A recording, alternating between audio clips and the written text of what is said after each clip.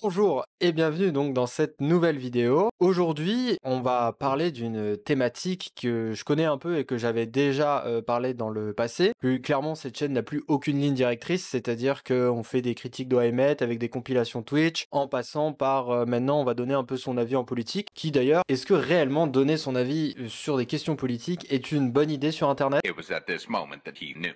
He fucked up. La réponse, probablement pas. On va parler de la polarisation politique et de la démocratie. J'en avais déjà un peu parlé dans ma vidéo sur ChatGPT que je vous invite à aller voir parce que elle est bien. Ok. Et donc aujourd'hui, on va surtout s'intéresser à quel point en fait la polarisation est un enjeu dans nos démocraties, enfin dans les démocraties en général, mais à mon humble avis, qui je pense est un des plus grands dangers de la démocratie actuellement, et c'est un peu dommage parce que la démocratie c'est quand même sympa. I love democracy. Donc aujourd'hui on va voir à quel point on est dans la sauce. Petit disclaimer qui m'apparaît très important. Le but de cette vidéo n'est vraiment pas de donner mon avis sur tel ou tel enjeu polarisant, mais réellement de prendre des exemples d'enjeux qui sont classés comme polarisés. Donc ça ne veut pas dire que je suis en accord ou en désaccord avec telle ou telle position. Sans plus attendre, on va commencer tout de suite. Premièrement, on va commencer par un truc qu'il n'y a pas beaucoup de gens qui le font lorsqu'ils commencent à donner un avis sur quelque chose qu'on peut classer dans la grande famille politique, c'est-à-dire qu'on va définir ensemble les concepts. Donc la démocratie, c'est, comme son nom l'indique, démos ça veut dire le peuple et kratos le pouvoir, donc le pouvoir au peuple. Il y a un mec aux États-Unis qui l'a plutôt pas mal défini. La démocratie, c'est un gouvernement du peuple, par le peuple et pour le peuple. Ce qui est bien avec cette définition donc de Abraham Lincoln, c'est que c'est une des meilleures définitions qu'on a en politique puisque elle est très large, très floue et elle a été dite par quelqu'un qui a marqué l'histoire. Qui sont à peu près les conditions pour avoir une très bonne définition en sciences politiques, c'est-à-dire qu'on peut lui faire dire à peu près n'importe quoi et qu'elle est forcément vraie parce qu'il y a quelqu'un d'historique qui avait à peu près quelque chose à voir avec l'aspect politique qui l'a dit. Mais fondamentalement, la démocratie, c'est un système politique dans lequel techniquement la souveraineté appartient au peuple. La souveraineté, qu'est-ce que c'est? C'est le peuple qui a le plus gros bout du bâton en termes de décision politique.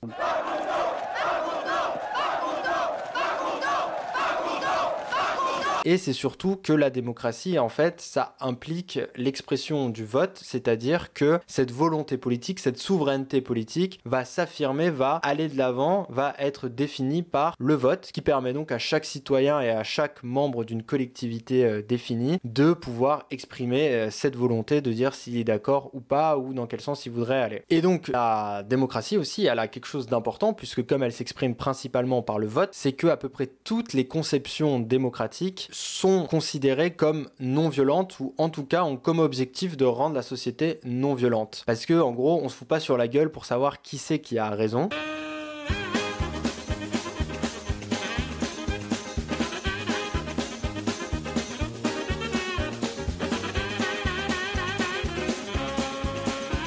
Et en fait, ce qu'il faut retenir, c'est que c'est un concept qui est très vaseux, qui est très large et qui surtout, pour pas rendre la chose facile, peut prendre des centaines de formes différentes. Il y a bien évidemment une assez connue qui est la démocratie directe, donc là où les gens prennent chaque décision politique. Il y a aussi la démocratie indirecte, celle dans laquelle la plupart des démocraties occidentales sont, c'est-à-dire qu'on va élire des gens pour prendre des décisions à notre place. T'as aussi la démocratie radicale, la démocratie féministe, la démocratie libérale, t'as même des démocraties qui peuvent être qualifiées de conservatrices. Vraiment, les démocraties, ça peut prendre à peu près n'importe quelle forme tant qu'on a impliqué le peuple dans la décision et que celui-là peut s'exprimer en tout temps de manière non violente. Et du moment que tu enlèves un de ces critères, là on peut débattre de est-ce qu'on est vraiment en démocratie ou pas. Après c'est sûr que c'est des définitions très larges que je vous donne. Ça fait 2500 ans que les gens se cassent la tête à essayer de définir ce que c'est une démocratie, donc c'est sûr que c'est pas moi qui vais vous apporter une réponse en tout cas incroyable. Donc là maintenant on va passer au deuxième concept qui est qu'est-ce que la polarisation politique? C'est deux éléments. C'est globalement un moment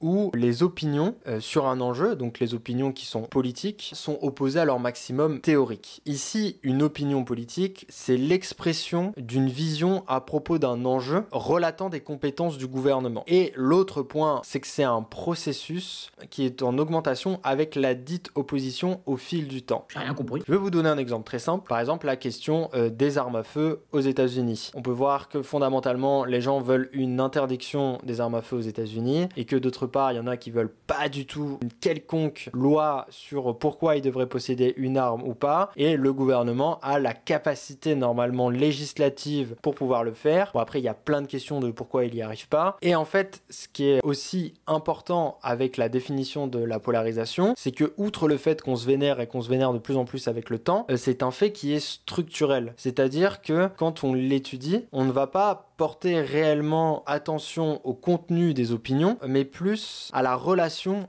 entre ces opinions. C'est-à-dire que on s'en fout un peu de savoir si on est pour ou contre les armes à feu. On regarde le débat des armes à feu évoluer et on se rend compte qu'il se divise en deux camps pour et contre et que c'est de plus en plus éloigné au fil du temps. Et donc, globalement, c'est un phénomène qui a surtout touché les États-Unis et qui, comme à peu près tous les problèmes des États-Unis sont les problèmes de l'Occident, allez savoir pourquoi, ça s'étend à peu près partout, dans toutes les démocraties, et ça devient de plus en plus un problème.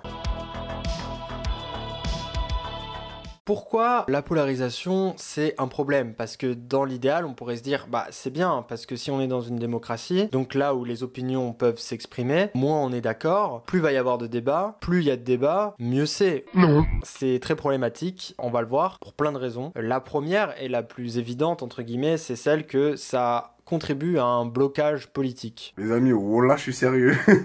Oh là, je suis bloqué. C'est plus au niveau des élus que ça se passe, c'est-à-dire que plus il va y avoir une polarisation, plus les opinions vont donc être opposées, moins il y a de chances d'avoir un compromis. Et donc, moins il y a de compromis, moins en fait il y a de chances que les politiques soient tout simplement adoptées. Je vais vous donner l'exemple par exemple d'un mauvais divorce. Généralement, quand les gens sont fondamentalement d'accord dans les mauvais divorces, il n'y a aucun compromis et ça peut aller jusqu'au procès. En train de se mettre d'accord. Tu vois Et que donc, comme il n'y a pas de compromis entre les différents partis, eh bien, on n'avance pas. Et ça, c'est aussi une autre conséquence de la polarisation, c'est que le blocage politique empêche la mise en place et le vote et l'avancement de grandes politiques publiques qui, elles, ont des vrais changements sur la société. Et là, vous avez une réponse de pourquoi, notamment, on n'a pas réellement de politique d'envergure en environnement. Qui aurait pu prédire la vague d'inflation ainsi déclenchée, ou la crise climatique aux effets spectaculaires encore cet été dans notre pays?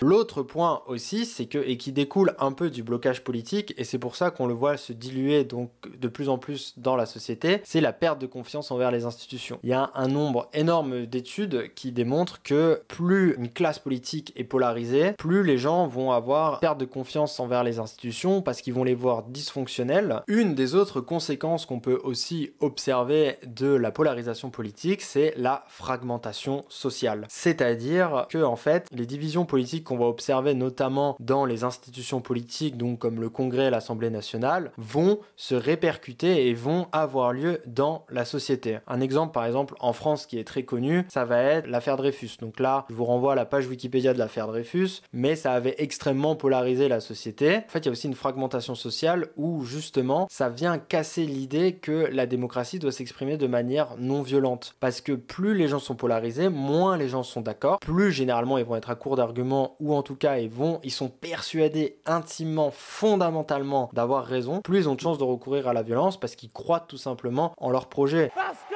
c'est notre projet. Et c'est pas parce qu'on n'est pas d'accord avec un événement ou qu'on n'est pas d'accord avec une politique qu'on a le droit de recourir à la violence. Et c'est pas parce qu'on est d'accord avec une politique ou qu'on est d'accord avec un événement qu'on doit recourir à la violence pour le faire. Ça marche dans les deux sens. Et que donc de plus en plus on voit que les sociétés, à l'intérieur même des sociétés, sont divisées en pour ou contre. Pour ou contre l'avortement, on dit tous au revoir à la monétisation s'il y en avait une. On est pour ou contre les politiques climatiques, on est pour ou contre les armes à feu, on est pour ou contre l'immigration. Et il n'y a pas réellement d'entre-deux, de place réellement au débat, alors que la polarisation aussi, et puis ça c'est quelque chose que j'ai pas dit dans la définition, mais souvent ce sont des sujets très complexes. À ces sujets politiques-là, il n'y a pas une seule bonne réponse et il n'y a pas une seule cause aussi. Ensuite, on peut avoir aussi des décisions politiques extrême, c'est-à-dire que en raison de la polarisation, les partis politiques peuvent être poussés à prendre des décisions plus extrêmes parce qu'ils vont chercher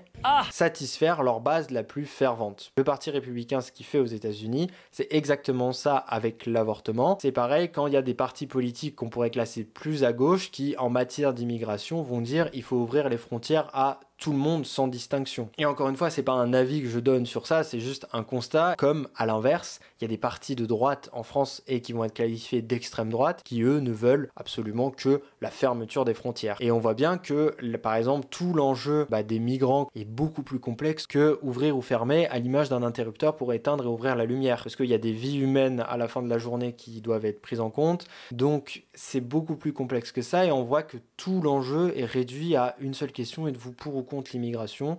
Oui, non, sans distinction. Enfin, la dernière conséquence qu'on peut mettre de l'avant aussi, c'est qu'en plus d'une fragmentation sociale, en plus de politiques publiques qui n'avancent pas, on a aussi un véritable désengagement de la part de la population en matière de politique. Parce que, évidemment, la perte envers les institutions fait en sorte que les gens, entre guillemets, n'y croient plus et se disent ça ne sert à rien que j'aille voter. Et les gens ne s'investissent plus dans la vie politique, ou en tout cas n'y voient plus d'intérêt. Et lorsqu'ils vont s'y investir, ça va être majoritairement lorsqu'ils sont très énervés et surtout d'une manière assez violente. Comme on peut le voir à travers les manifestations et notamment en France, c'est pour ça que toutes les raisons que je viens de vous donner montrent bien pourquoi on a une augmentation des partis d'extrême droite et des partis d'extrême gauche. Et donc on voit bien que par rapport à notre définition principale de la démocratie, eh bien le pouvoir du peuple s'exprime de moins en moins, il est de moins en moins écouté, l'expression des opinions est de plus en plus violente, et donc on voit bien que la polarisation détruit fondamentalement les fondements même de la démocratie. Donc, en conclusion de cette vidéo, qu'est-ce qu'on peut dire? La polarisation, c'est probablement un des plus grands dangers parce que, à cause de la polarisation, les mauvaises décisions sont prises, ou en tout cas, les décisions ne sont pas prises des bonnes manières ou pour les bonnes raisons. Et même quand elles sont prises, elles ne sont probablement pas d'envergure et elles contribuent à des tensions sociales de plus en plus fortes qui, comme toute tension, finira soit par se relâcher, soit par exploser. Alors bien évidemment, on n'a pas pu tout couvrir, je suis resté en surface sur plein de sujets. On n'a pas parlé des médias qui jouent bien évidemment un rôle en contribuant bien évidemment à l'exacerbation de la polarisation. Et donc voilà, j'ai essayé de résumer. Donc bien évidemment, il y a toutes les sources en commentaire. Si jamais vous êtes resté jusque-là, eh bien écoutez, merci beaucoup. N'hésitez pas à donner votre avis. Donc n'hésite pas aussi, si ça t'a plu, à t'abonner. Si jamais il y a d'autres définitions, concepts, enjeux, n'hésitez pas à faire donc des recommandations dans les commentaires. Donc merci beaucoup à tous et à toutes d'avoir suivi cette vidéo. Et puis on se dit à très vite pour une prochaine vidéo. Bye!